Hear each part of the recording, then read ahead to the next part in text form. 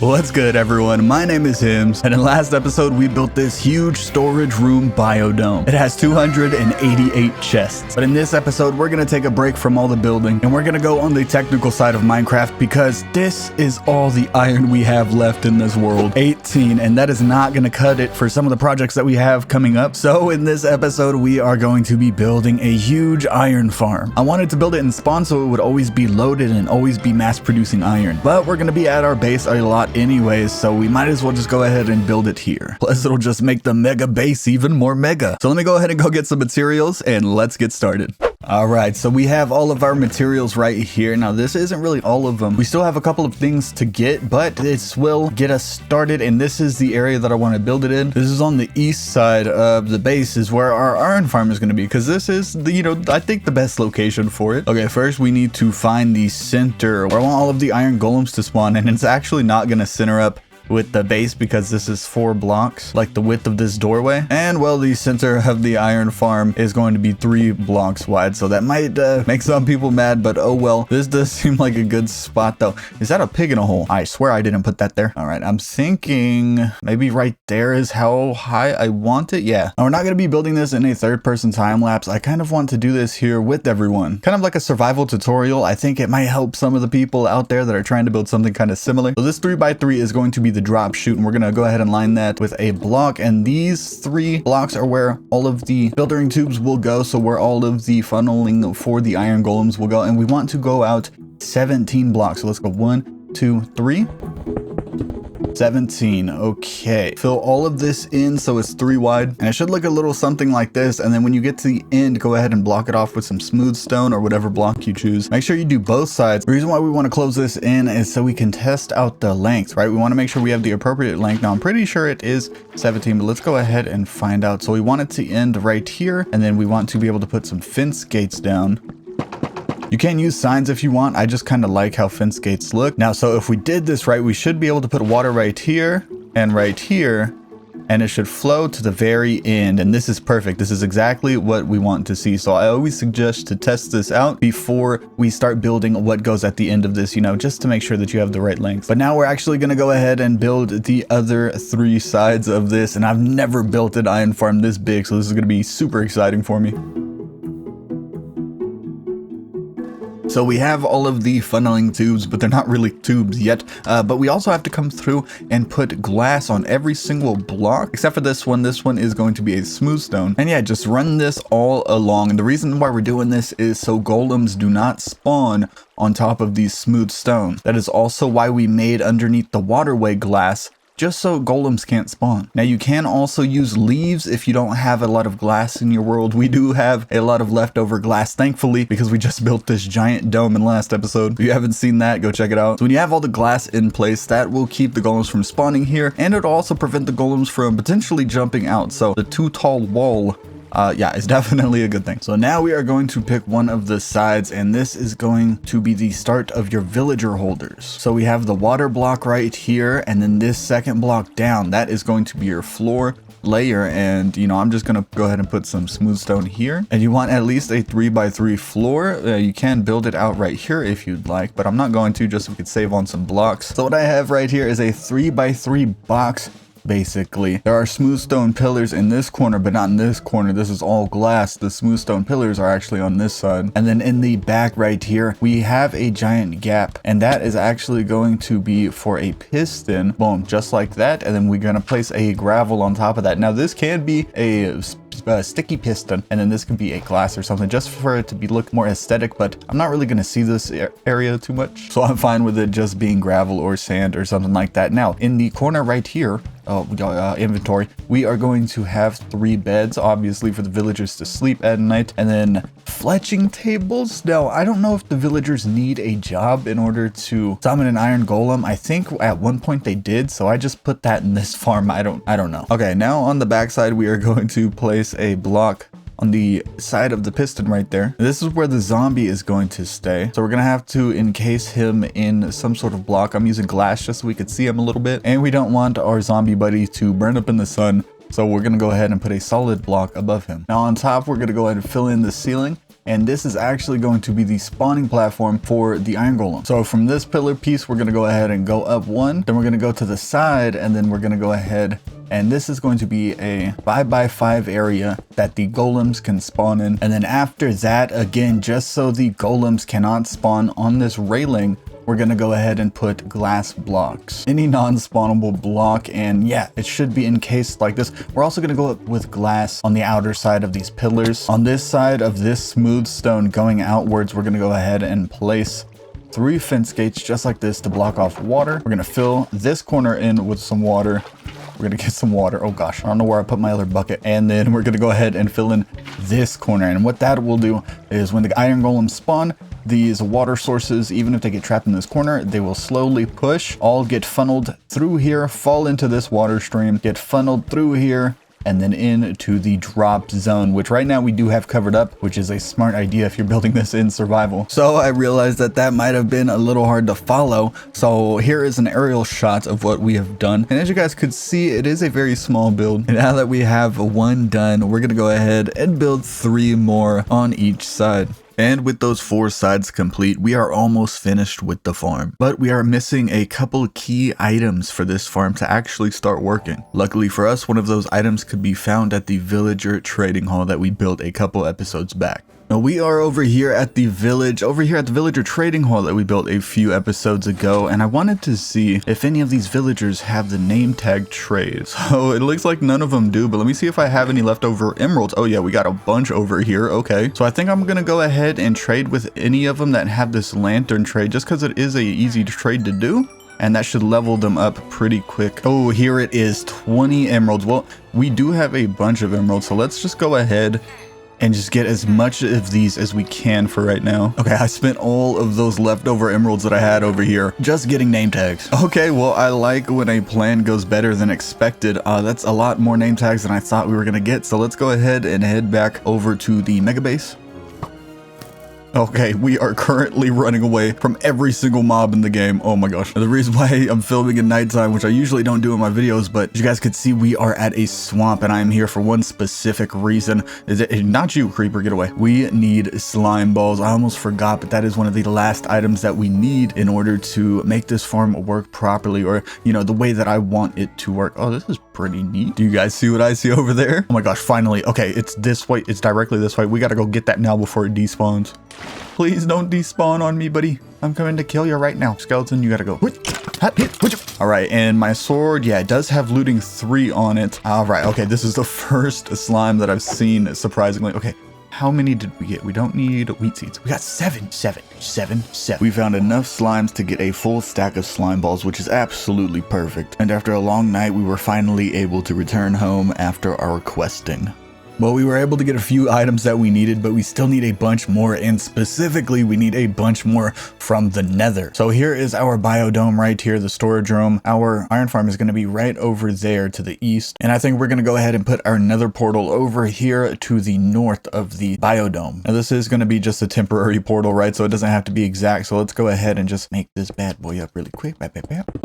All right, let's go ahead and see exactly what kind of Nether spawn we got. Hopefully it's a good one. Well, I don't know what's wrong with my computer and recording in the Nether, but seriously, every single video I took in the Nether has been corrupted. I'm gonna need to look into that. So here's a little reenactment of how it went. Oh no, we spawned in a huge ravine. I can't even get out of here. All right, well, I guess I'll mine my way out. Oh, whoa, cool, a piece of ancient debris. I wasn't even looking for this. Yo, did I seriously just mine straight into a Nether fortress? I guess that's perfect timing. Nice, here's a blaze spawner. Let's go ahead and get some blaze rods. And we also need all of this nether wart and soul sand. Oh, I almost forgot, we need some quartz too. All right, awesome. We got everything we needed. Let's go ahead and get back to the mega base. So we are finally back at the mega base, and I just gotta say that was probably the weirdest Nether experience I ever had. I don't know, but finally, after all the questing for all of those items that we needed, we are finally working on our iron farm. And last we left off, we were building these holding cells for the villagers, but I also built a 3x3 on the inside drop tube full of glass. This is gonna be the drop shaft where the iron golems fall down and then incinerate, and then they give us their goodies. I didn't build this part on camera just because I think you guys should know how to build a 3x3 drop shaft, but now I want to tower up. There is one more thing that we have to put in this drop shaft. All right, so on the second block, we're gonna go ahead and place some fence gates all across here. And like I said before, you can use signs. I just like the way that these look. If you're using fence gates, make sure you open all of them, and then directly in the middle, we're gonna go ahead and place a lava bucket. And yeah, that's basically what's gonna make this farm automatic for them to automatically drop their iron. And now one of the final pieces to this puzzle is we have to go up to that platform that I built up there. I went ahead and put a ladder all the way up here, and up on top of this platform, we're actually going to build an etho hopper clock. Now these things aren't too bad to build. All you need to do is place a hopper going into that hopper, delete that first hopper, and then place a hopper going into that other hopper so they join in like that. Yeah. After we have the two hoppers down, now we want to go ahead and place down our redstone comparators, and that is why we needed the quartz from the nether earlier. Now go ahead and run that quartz into a couple blocks on either side. Go ahead and place a redstone dust on either side of those on those blocks, and then on the side of that redstone dust, we're going to go ahead and place a sticky piston facing inward, just like this on both sides, and then in the middle of those, place a block of redstone. Now once we place some items into this hopper, we should see it start to work. Oh, I'm inside of the piston, and as you can see right here, we have the etho hopper clock working and fully functional. Now we need this so we can control the other pistons that we put in the farm. So what we are going to do right here is we're going to go ahead and just build out a few blocks, just enough so we can reach this piston right here. All right, so I installed all of the redstone wiring. As you guys can see, the torches are going off up there, and what that's going to do is push that piston upwards, and when we have our villagers in the holding cell and our zombie in the zombie holding cell, it will cut off line of sight. And that's very important to reset the spawning algorithm for the villagers with the iron golems. And well, finally the farm is done. Well, that is the building side of it. Now we have to go ahead and get some villagers and zombies to put in these holes. And while we do have a villager breeder in this world, it's not close to us, so we are going to need some zombie villagers, right? Because we're going to go ahead and cure some zombie villagers. Now we did end up going to the nether for a very specific reason. We got blaze rods. Let's go ahead and make a brewing stand. Okay, and we need to make some fermented spider eye as well. So let's go ahead and turn this into sugar, and then we should be able to make, yeah, fermented spider eye. I think this is the first time I ever crafted that. Now we should be able to put the fermented spider eye in here, and it should turn the water bottles into, all right, perfect. That gives us a potion of weakness. Now I think if we add some gunpowder, that should turn it into a splash potion. Okay, yes, this is perfect. This is perfect. Exactly what we need. In the last episode, towards the end, you would see that we had built a huge mob spawner on accident, but we're gonna go ahead and turn this bad thing into a good thing, because this is actually gonna help us by spotting out a zombie villager. Because what I can do is run over here, over to this side, and then when I run back, there should be a whole bunch of new mobs that have spawned in. So I'm just gonna go ahead and do that for a while until I find a zombie villager. It might take me a minute, it might take me an hour, who knows. Do you see what I see? That didn't take too long, but we gotta go get that before it despawns. We got so many mobs to take care of. First of all, oh my gosh. Oh, okay, our villager zombie buddy is attacking us. We do not want to hurt him at all. No. Okay, good. He did not die. Okay, let's try to get you to safety, buddy. Oh, we really just want to trap him in. Okay, come here to the edge, little buddy, and we're gonna go ahead and dig a hole. Maybe would work. Okay, so we got the zombie villager in a hole. This is like the most nerve-wracking part of this whole thing. Okay, so you splash potion of weakness. Okay, you're weak now, and then I give you the golden apple. Oh yeah, here it goes. Okay, creeper, get away. Okay, so what we want to do is we're gonna go ahead and build a minecart track. We have some minecarts from our orc camp. We're gonna go ahead and just build a minecart rail all the way out here. I don't even know. We're gonna have to build a temporary villager breeder. Oh my good lord. No. Okay, I really don't know how long it takes for these guys to convert, but dude, you need to hurry up. Oh! What? Oh, he changed. Oh, our villager. Okay. All right, this is perfect, dude. Oh, I don't think I've ever actually done that in Minecraft. Okay, let's put this. No. No, villager, dude, what are you doing? You are unsafe, you fool. Yes, okay, you are in the minecart. Oh my god, I can't believe we actually did this. All right, buddy, let's just go ahead and get you to safety. Yeah, I know you're already hurting a little bit. We got to make like a splash potion of healing or something to heal this bad boy up. All right, my good sir, you are my very first villager in our villager breeder. This is awesome. Okay, that actually didn't take too long. Hopefully getting the next villager won't take that long as well, but you know how these things are in Minecraft. We shall see. Oh my god, finally, here is our second zombie villager. Oh, it's been so long. I've died so many times. Okay, so we gotta make sure that this dude doesn't get hurt at all. Oh no, oh no, no, no, no, no. No, you are not going to kill. Oh no, how dare you? Oh my gosh. All right, let's get out our axe. We can only hit that guy. Perfect. Okay, you come here, good sir, my good Samaritan. Get in the hole. You get in that hole.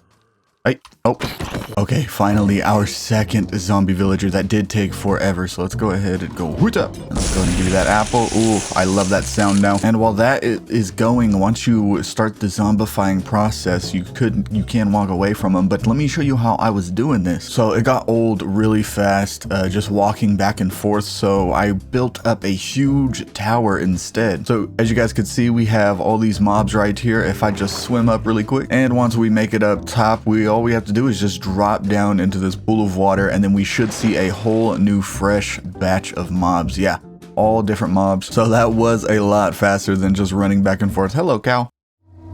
Ah, huzzah! We have cured him, but let's go ahead and cover him back up because it's nighttime. I gotta go sleep. All right, buddy, let's go ahead and go meet your other buddy. Are you gonna get in there? Are you gonna play nice?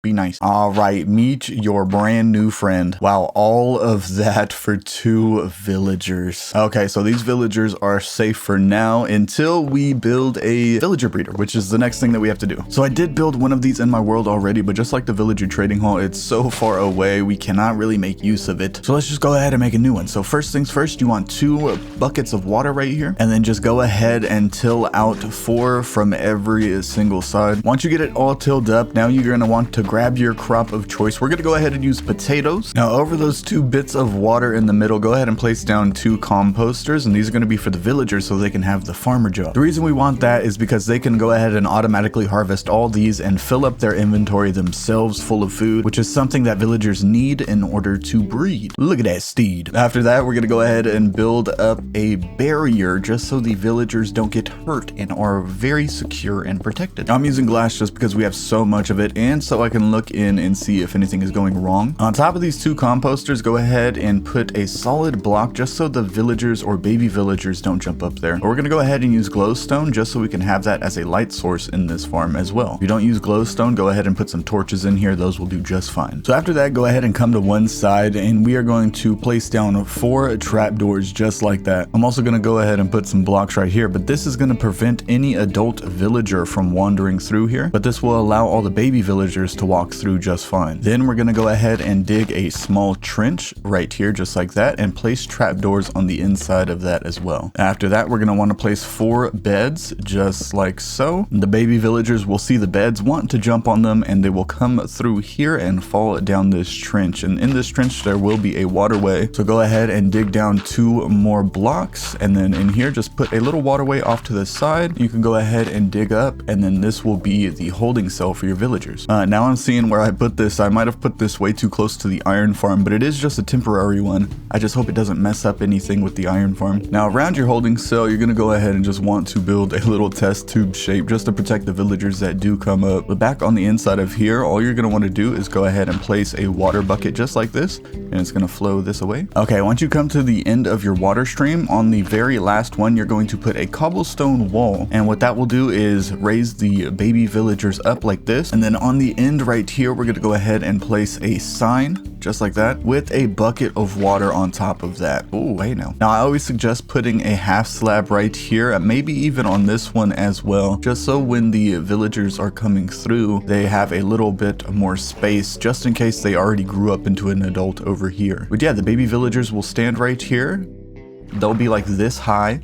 Then when they finally grow up, their head will be in the water, so they'll swim up, and then there, right there, you'll have a villager prime and ready. Now, like I said, I really hope I didn't build this too close to the iron farm. I might have to move it. But let's go ahead and move our villagers over there from that dirt box to their new home.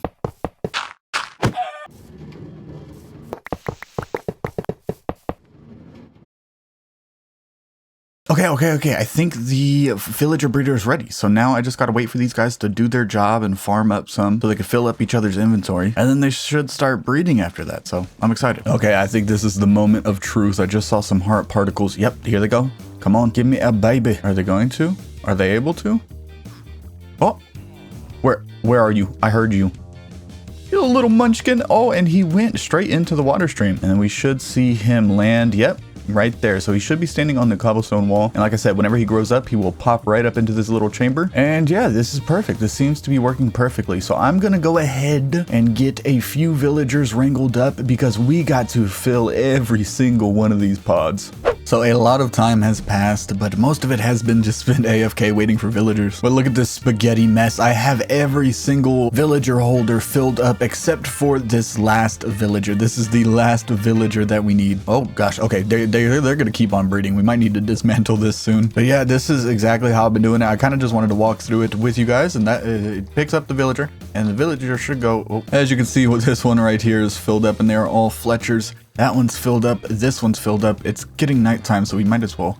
Oh, we gotta hurry with this. Go. So this is exactly what I've just been doing, is just pushing these villagers. It's not that complicated. It's not that hard, but once I have all of them in here, then I'll go ahead and just break this off and then do this right here. And I kind of just lose these minecarts, but that's fine. So finally, that is every single villager pod filled up. I am super happy with that. Now we have to fill in these zombie pods. So what I'm actually going to be doing is looking for zombies and throwing down helmets to see if they can wear them, and if not, then we don't really want that zombie. And I want that specifically just for the transportation, because we do have some name tags. So we got Barry, Larry, Gary, and Harry. Okay, you know what, big brain strat, I'm not gonna do that. I'm actually just gonna go ahead and transport them under the cover of night. Finding 4 zombies that can wear helmets would just take way too much time. This video's gone on way long enough. All right, buddy, get in the minecart. Go ahead, get in the minecart. Oh my gosh. Oh, there's a bunch of them. Okay, good. This is good. Now I just need to do that 3 more times. Oh, it's spawned an iron golem. I didn't even get to see it. And you know what? Since we are getting everything in and everything is going well, we're going to go ahead and knock out this cobblestone floor. So this is actually going to be the first iron golem to fully get processed in this farm. I salute you, my good sir. We're getting our first automatic iron. That feels good. That feels good after all this time. This has been a very long episode. So let me just go ahead and get these 3 other zombies in this farm and we should be ready to rock.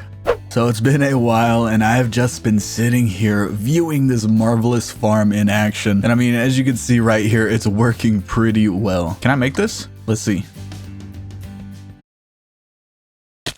I swear I just did that 2 minutes ago off camera, but anyway, so there are some improvements that I made to the farm. Like I said, I've just been sitting here watching it, kind of testing it out. One of the biggest improvements is I went ahead and just made that a sticky piston with a solid block on top because the gravel was kind of suffocating the zombies. But that's just because I had them in a weird position. I also went ahead and put these cobblestone walls on these Fletcher tables towards the side, just because the villagers were getting stuck on top of the fletching tables. And I'm pretty sure they can still get to the table.